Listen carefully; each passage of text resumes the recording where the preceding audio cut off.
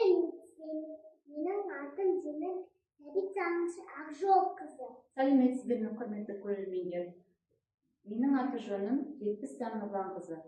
Ахметжан Сұлтанов атындағы жалпы орта білім беретін мектебінің жанындағы Балдырған шағын орталығының тәрбиешісі боламын. Бүгін біз оқушымыз, тәрбиеленушім Сағыныш екеуміз зерттеу жұмысын бастайтын боламыз. Зерттеу жұмысымыздың тақырыбы үй жағдайында гидропоника дайындау. Бізге қажетті заттар.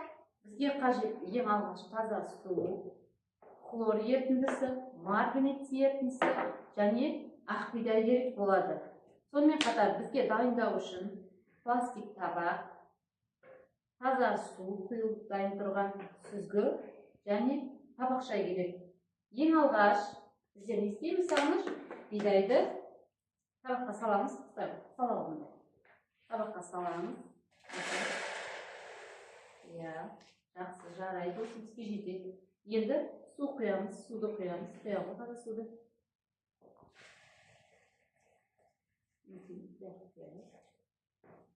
Енді қолмен екеуміз тазалап жуамыз. Солай ма? Қолымызбен жуамыз.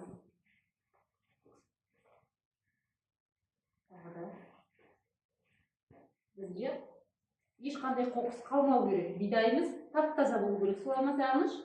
Таза өнімнен жақсы сапалы өнім шығады. Солай ғой? Тазалап жуылған бидай өніміне бір хлор ерітіндісін салатын боламыз. Енді осы хлордың үстіне марганец ерітіндісін салатын боламыз. Ол үшін аяқтарымызды сулап аламыз.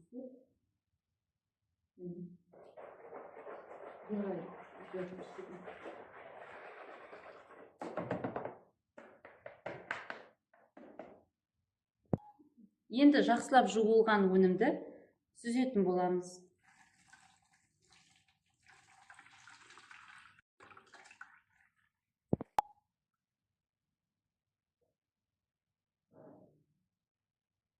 Біз қараңғы жерге бетін жауып қоямыз. Енді біз 12 сағат қараңғы жерде тұрған өнімнің бетін ашып, құрғақ болған өнімді таза ыдысқа біркелкі бағытта 2 сантиметр көлемінде жайғастыратын боламыз. 12 сағатқа бетін жауып қоямыз. Енді бидайды суарамыз.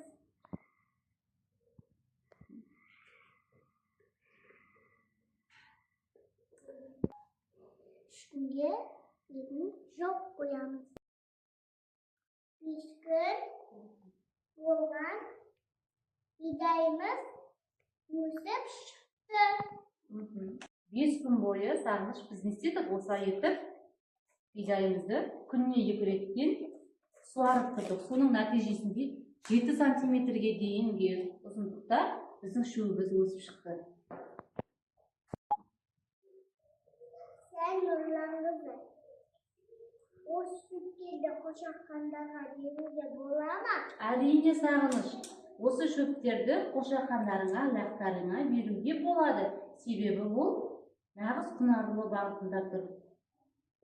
Міне, Сағыныш екеуміздің зерттеу жұмысымыз, гидропоника дайындағанымыз 5 күнде өз нәтижесін беріп, сіздердің алдарыңызға ұсынып отырмыз. Назар қойып қарағандарыңызға көп рахмет. Сау!